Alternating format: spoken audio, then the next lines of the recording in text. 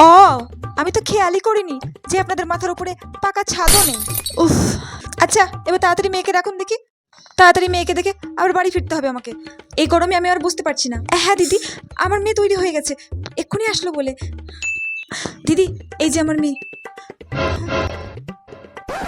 থাক থাক থাক থাক, বসো ওখানে। কোনো চিন্তা করো না, কোনো ভয় নেই, যা জিজ্ঞাসা করবে উত্তর দেবা, ঠিক আছে?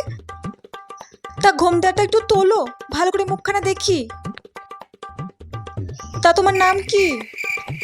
আমার নাম কমলাবালা সুন্দরী। তা ঘরে কাজকর্ম সব পারো তো?